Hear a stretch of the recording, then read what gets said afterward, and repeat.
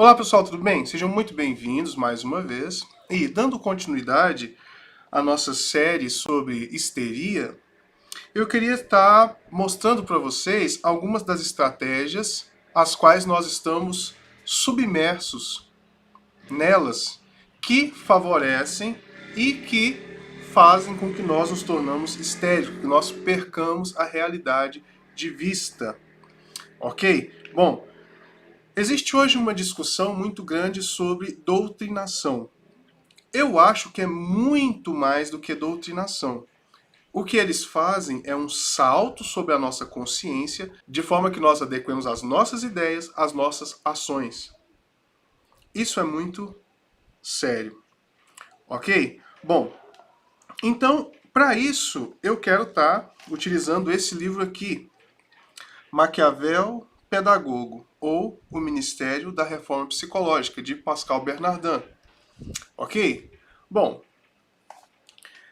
eu vou mostrar algumas das estratégias que são utilizadas, ok? Pela política, pela escola, pela, pelo marketing, pela propaganda. Inicialmente, pessoal, eu vou mostrar aqui algumas experiências que foram feitas para que se entendesse como funciona as pessoas sob pressão psicológica, ok? Então, vamos lá. Essa primeira experiência aqui, eu vou lê-la aqui rapidamente e vou explicá-la assim de forma sumária também. Vamos lá. A experiência pretende supostamente determinar a influência das punições no aprendizado. O professor deve então mostrar ao suposto estudante extensas listas de palavras e em seguida testar sua memória. Então o que estava acontecendo aqui? O pesquisador, sob a tutela de uma universidade, sob a estrutura de uma autoridade a qual ele representa, né? Inclusive essa experiência aqui está relacionada à submissão à autoridade, independente do que ela diga, como nós veremos aqui. Olha só, um pesquisador arranjou um cooperador que iria se passar por aluno. E a cobaia do experimento era o professor que mostraria as listas, lista de palavras. E se no teste de memória aquele suposto aluno errasse, ele sofreria descargas elétricas que iriam de 15 volts a 450 volts. Observe o quanto isso é danoso. O quanto isso dentro de um modo de ensino para um professor, né? O professor era cobaia, o quanto isso é doente, é do mal. Só para vocês terem noção. A energia que movimenta a TV de vocês, o computador, essas coisas todas, acredito que a voltagem dela, se você mora no estado de Goiás, por exemplo, seja 220 volts. Essas pessoas seriam submetidas, esse suposto aluno seria submetido a choques de 450 volts. Bom, continuando então. Em caso de erro, uma punição precisa ser imposta ao colaborador. O objeto da experiência ignora naturalmente o status real do colaborador e crê que este, como ele próprio, não tem qualquer relação com a organização da experiência. As punições consistem em descarga de 15 a 450 volts, as quais o próprio professor deve acionar contra o suposto estudante situado em uma peça vizinha. Então, a cada vez o pesquisador vai só observar. Então, o professor deve aplicar essas descargas sobre o suposto aluno. É claro, pessoal, aqui que esse suposto aluno, ele é cooperador do cientista, né, do pesquisador, e ele vai fingir estar tomando essas descargas. Ok? E ele finge muito bem. De forma que, quando a descarga chega a 140, 130, 140 volts, ele começa a reclamar muito. Quando chega a 150 e chega a 200, ele já nem reclama mais. devido à tensão da carga elétrica. Quando ele recebe aquele choque, ele, né, a partir daí, e vai subindo. A cada erro que ele comete, vai subindo a descarga elétrica que essa pessoa supostamente receberia. É claro que não vai receber. Mas para o professor, que é a única pessoa que não sabe do que está acontecendo, para ele está recebendo, o colaborador está recebendo essas descargas. Ok? Tá. Então, vamos ver agora os resultados que eles tiveram disso aí. O resultado da experiência é espantoso. Mais de 60% dos professores levaram até o final, mesmo convencidos de que estão realmente administrando corrente de 450 volts. Em alguns países, a taxa chega a 85%. É preciso acrescentar que a experiência é extremamente penosa para os professores e que eles vivenciam uma forte pressão psicológica, mas seguem, não obstante, até o fim.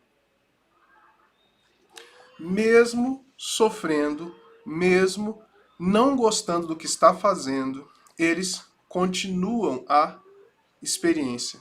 Por quê? Uma pessoa a qual ele julga ser uma autoridade, que está debaixo da chancela de uma universidade, está dizendo que ele deve fazer e que aquilo é positivo, aquilo é necessário. Observe aqui os pontos, olha. Quando a pessoa recusa pela primeira vez a continuar o experimento, olha o que deve ser dito. Para todas as pessoas foram dito exatamente isso aqui. Queira continuar, por favor. Na segunda vez, a experiência exige que você continue. Na terceira vez que ele reluta, é absolutamente essencial que você continue. Na quarta vez, você não tem escolha, você deve continuar. Se o professor persistir nas suas objeções, após o quarto encorajamento, a experiência é encerrada. Olha só, aqui tem um ponto muito importante. Isso aconteceu, 60%, em alguns lugares 85% chegaram ao final da experiência. Quando era o próprio pesquisador quem acionava o botão para que a pessoa tomasse choque, para que o suposto aluno tomasse choque, a experiência alcançou 92%. 92% dos professores levaram a cabo a experiência, foram até o final, em nome dessa suposta autoridade. Então, quando não era o professor mesmo, quando não era ele mesmo quem apertava o botão para liberar a descarga elétrica, ficou muito mais fácil e subiu para 92%. Aqui, pessoal, ele mostra o intuito principal dessa pesquisa, dessa experiência, é mostrar o seguinte. Olha só. Esta é talvez a lição fundamental de nosso estudo. O comum dos mortais, realizando simplesmente seu trabalho, sem qualquer hostilidade particular, pode se tornar o agente de um processo de destruição terrível. Isso, pessoal, nós vemos nas estruturas totalitárias, como na Alemanha, no nazismo, na União Soviética, como nós vemos hoje na China, né? Onde, se você não pertence à religião oficial da China, você é denunciado pelos seus próprios vizinhos e você é mandado para campos de concentração, campos de reeducação, como eles chamam, né? Nós vimos isso aqui no Brasil com respeito a pessoas que viram alguém andando sem máscara, viram alguém abrindo seu estabelecimento para poder vender alguma coisa, para poder funcionar de alguma maneira, e as pessoas denunciam. Denunciam em nome de quê? Em nome de uma suposta autoridade. A pessoa em si avaliou aquele método. Observe que esses professores, eles não avaliaram o método, eles simplesmente agiram conforme uma autoridade disse. Um pesquisador debaixo da chancela de uma universidade disse, olha, pode dar choque de 450 volts nessas pessoas para que elas possam aprender melhor. E eles faziam isso. Você já pensou nisso? O professor que avaliasse isso de forma mínima, ele perceberia que isso não é correto. E agora vem outro ponto importantíssimo da pesquisa. Foi feito com mais de 300 mil pessoas em vários países. Você sabe quantas pessoas denunciaram essa pesquisa para a universidade, para alguma instância superior? Nenhuma. Nenhuma pessoa denunciou isso.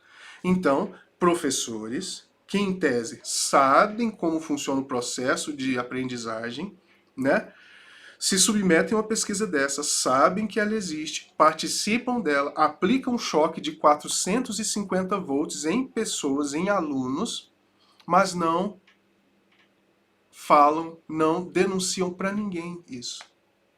Por isso ele diz que pessoas comuns, absolutamente tranquilas, sem nenhum desejo de maldade, podem se tornar pessoas extremamente perigosas e armas de um processo destrutivo terrível. Isso, pessoal, tem sido aplicado em nós. Observe, fique atento às coisas que chegam a você com uma capa de autoridade. Ok? Então, essa é uma coisa que tem sido colocado sobre nós e que tem uma força enorme de fazer com que nós funcionemos de forma que nós não acreditamos. De forma que nós entendemos que seja absolutamente errada se nós fizermos uma análise fria e uma análise observando as nossas próprias convicções, as nossas próprias capacidades, e não simplesmente nos submetermos a uma autoridade, principalmente científica, política, educacional e e por aí vai. Ok? Bom, outro método ao qual nós estamos submetidos é o método do conformismo. Quem fez essa pesquisa foi um senhor chamado Asch, A-S-C-H. Aí, aqui no livro, ele traz todos os lugares, tudo certinho, onde o endereço correto, onde se você quiser ir lá e ver a pesquisa por inteiro, como foi que aconteceu, toda a estrutura, você pode fazer isso. Mas ela consiste em uma coisa muito simples, essa é a questão do conformismo. Ele pegou um grupo de pessoas para que fossem submetidos a uma leve pressão psicológica, que é a seguinte. Ele fez 4 riscos em uma... Aqui só tem 3, né? Mas ele fez 4 riscos em uma lousa, em um papel, e a tarefa era você indicar qual era o risco igual ao primeiro risco. Então, esse risco aqui tem 5 centímetros, digamos assim, né? E o risco 2 tem 5 centímetros. E os outros tem 3 e o outro tem 7. O que ele fez? Ele pegou um grupo de pessoas e colocou essas pessoas para escolherem o risco errado. Todas essas pessoas eram colaboradoras do pesquisador, tá? E, no final, uma pessoa escolheria. E essa pessoa era a única que não era colaboradora. Essa pessoa era o objeto da pesquisa mesmo, tá? Então, todos iam lá, ao invés de escolher o 2, que é idêntico, iam escolher o 3. Então, 5 pessoas escolhiam o 3. Quando o sexto, que era o objeto da pesquisa, ia escolher, adivinha qual que ele escolhia? O 2 ou o 3? Escolhiam o 3. O 3. Depois perguntado para ele, por que você escolheu o 3? Não está claro que é o 2 que tem o mesmo tamanho do 1? Não está claro, não está óbvio, não está na sua cara, não está na sua frente. A pessoa sim está, mas eu não queria parecer diferente. Observa o quanto isso é sério para nós. Nós funcionamos assim. Claro, nós somos treinados para sermos assim. Existe uma pressão psicológica em nós, mas nós não podemos ser assim. Nós devemos avaliar o que está na nossa frente, os dados efetivos que estão na nossa frente. Ou nós vamos sucumbir a esse tipo de manipulação. E com isso, pessoal, a nossa inteligência vai a zero, porque você não tem condição de avaliar mais nada. O seu casamento ele não tem uma estrutura formal mais, uma estrutura sóbria, a educação dos seus filhos, o seu emprego, a roupa que você veste, o carro que você tem, as coisas que você conquista, todas elas estarão balizadas por estruturas externas, coisas que realmente não são você. Observe o quanto isso é simples de vermos e como pode as pessoas assumirem uma postura diferente da que estão diante dos seus olhos. Um ponto importante até que ele ressalta na pesquisa é que não tinha nenhum tipo de retaliação se a pessoa errasse, ou se a pessoa se posicionasse contra o grupo, não tinha nenhum tipo de retaliação. Ele poderia simplesmente dizer, não, a número 2 é a que é igual a número 1. Mas não dizia, ele dizia que a 3 era igual. Mesmo na cara dele está que está errado. Sabe, pessoal, fiquemos atentos. Observemos como funciona a nossa alma, como estão as nossas decisões. Olha só, é muito importante que você saiba o endereço exato de como você pensa, de como você vê o mundo. Ok? Olha só. Que tipo de entendimento você tem sobre casamento? Você precisa saber de onde você tirou isso. De onde você tirou. Não é defender o molde que você tem. É saber de onde você tirou. Ok? Carro. Por que você gosta de determinado tipo de carro? De onde você tirou isso? Quem te influenciou? Se você não sabe o lastro das suas ideias, significa que você está atomizado, você está solto e pronto a sofrer todo tipo de influência danosa como essa daqui, de engenharia social. Ok? Vamos para um próximo ponto aqui. Normas de grupo. Essa experiência aqui consiste no seguinte. Uma pessoa é colocada em um lugar fechado, escuro, onde tem uma luz. E a experiência, a pesquisa é a seguinte: essa pessoa deve descrever a movimentação dessa luz. Só que essa luz não se movimenta. Mas como ela é uma pesquisa onde você deve descrever a movimentação da luz, você está sob uma pressão psicológica. Estando sob essa pressão, você ou grande parte das pessoas começam a ver a luz se movimentando. Coloca-se um grupo de pessoas juntas ali. Adivinha o que acontece com essas pessoas? Quando um começa a ver a lâmpada se movimentar, os outros também começam a ver. Essa lâmpada se movimentou? Não. Mas devido à pressão psicológica de descreva o movimento da lâmpada, da luz, as pessoas começam a ver isso. Ao invés de dizerem assim, não, essa lâmpada não se move. Olha que coisa grave, olha que coisa interessante. Feita com milhares de pessoas. E isso aqui é muito sério. Olha só. Um ponto antes. Pega-se um grupo de pessoas, coloca lá. Todos eles acordam que o movimento da lâmpada é X. Depois tira o grupo todo e coloca só uma pessoa pertencente àquele grupo que definiu que o movimento da lâmpada é X. Essa pessoa fica lá olhando a lâmpada e diz que o movimento daquela lâmpada é igual a que o grupo já havia dito anteriormente. Mesmo a lâmpada não se movimentando. Significa que ela sucumbiu à visão errada de um grupo. Olha que interessante, olha como ele como ele finaliza aqui os resultados dessa experiência. Olha, Sheriff generaliza esses resultados até o estabelecimento de normas sociais, como os estereótipos, as modas, as convenções, os costumes e os valores. Valores, pessoal. De onde vieram seus valores? De uma norma de grupo? Você avaliou profundamente se os seus valores são seus mesmos ou se você adequou a um grupo? Costumes, os seus costumes, o que você faz?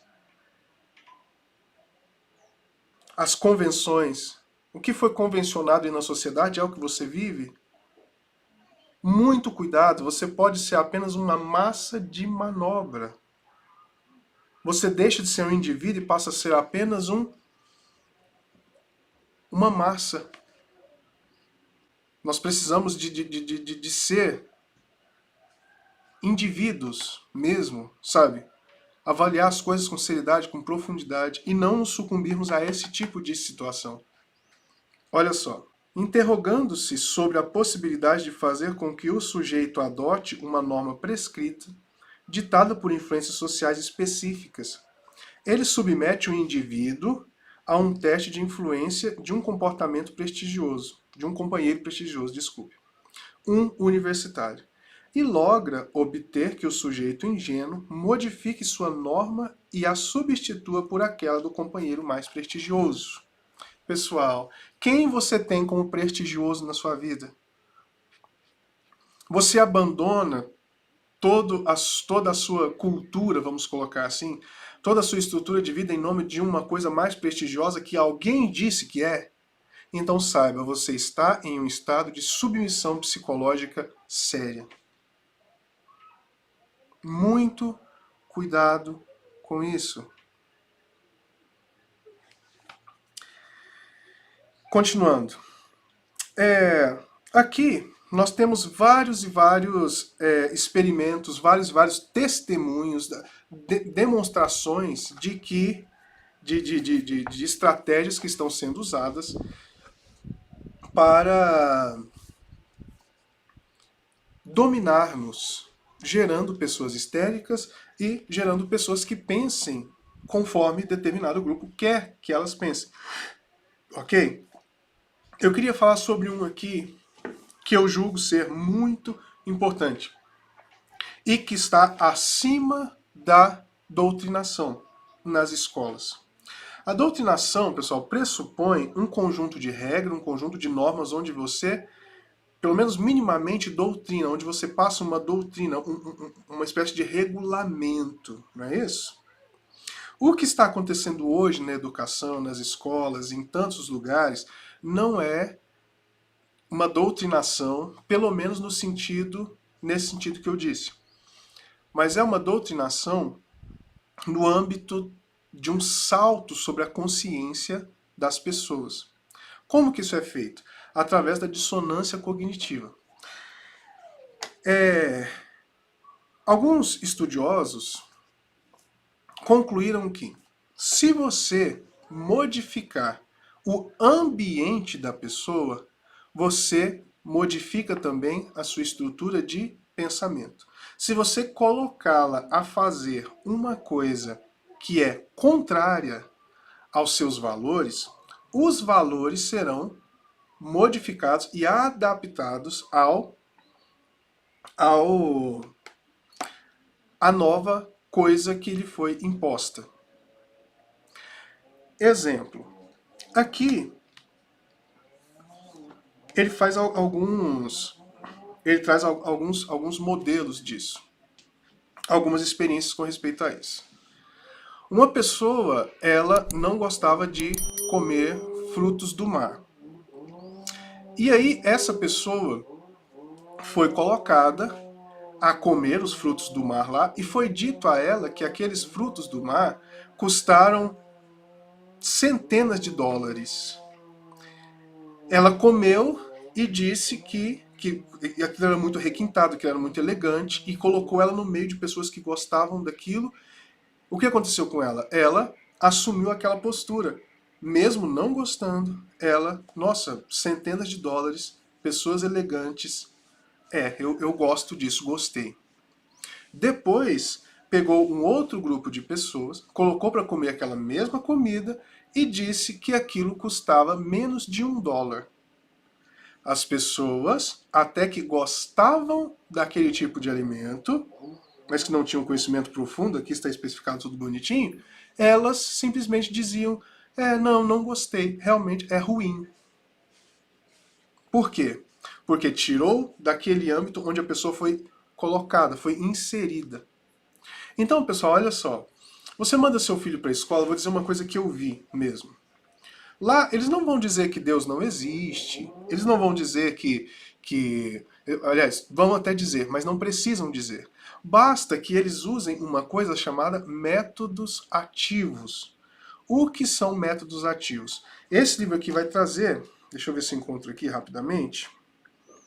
Os métodos ativos, fundados sobre a participação, são particularmente aptos a garantir a aquisição de valores úteis. Declaração Mundial sobre Educação para Todos, tá? Conferência Mundial sur Education pour tous, tá? Em francês aqui. Meu francês é meio... sei lá de onde que ele é. Bom, então, o método ativo. Você coloca a pessoa para fazer aquilo. Então, voltando lá no meu exemplo da escola, que eu vivi isso, né? Que eu vi isso acontecendo. O que aconteceu lá? Fizeram uma encenação do nascimento de Jesus. Mas como que era essa encenação?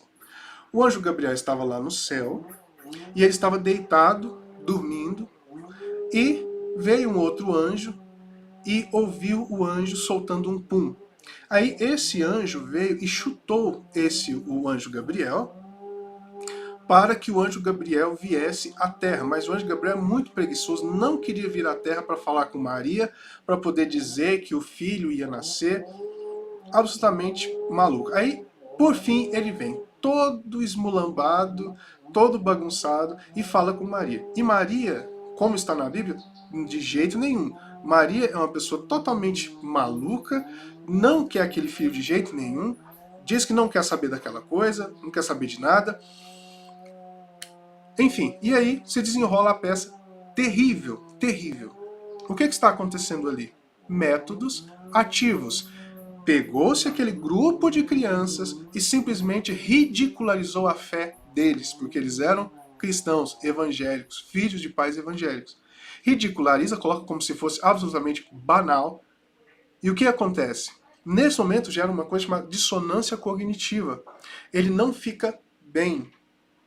E para adequar, para ele poder participar daquele grupo social, ou participar daquela peça, ou participar daquele movimento, ele precisa adequar as suas convicções aos atos os quais ele foi submetido, ao qual ele deveria fazer. Então, pessoal, muito para além da doutrinação no sentido doutrinário, assim, nós estamos sendo submetidos a todo tipo de lavagem cerebral, de forma a sermos moldados à semelhança de alguém que está por aí. Ok? Pessoal, para que nós não caiamos nesse tipo de coisa, nós precisamos primeiramente de termos Deus, referências eternas, claras, não coisas atuais, simplesmente o modismo, o momento que nós estamos vivendo, a propaganda, enfim. E outra coisa que nós precisamos é de cultura. Cultura. Vocês sabem o que é cultura e para que ela serve? Olha só. Isso ficará para o próximo vídeo, ok? Pessoal, sempre falo sobre livros. Dê uma olhadinha nesse livro, compre esse livro, estude, veja em qual ponto você está sendo pego, porque você está sendo pego mesmo nesses pontos aqui. E lute contra isso. Lute contra essa manipulação que nós estamos sendo submetidos, ok? Olha, muitíssimo obrigado por assistir. Se você tiver dúvida, se você tiver algum direcionamento, para que eu faça algum vídeo, se eu tiver autoridade, se eu tiver algum conhecimento sobre o assunto que você precisa, eu quero compartilhar. Deixa aqui embaixo, ok? Manda esse vídeo a outras pessoas que você acredita que precisam ouvir esse conteúdo, tá bom? E até a próxima. Valeu, muito obrigado e fiquem com Deus.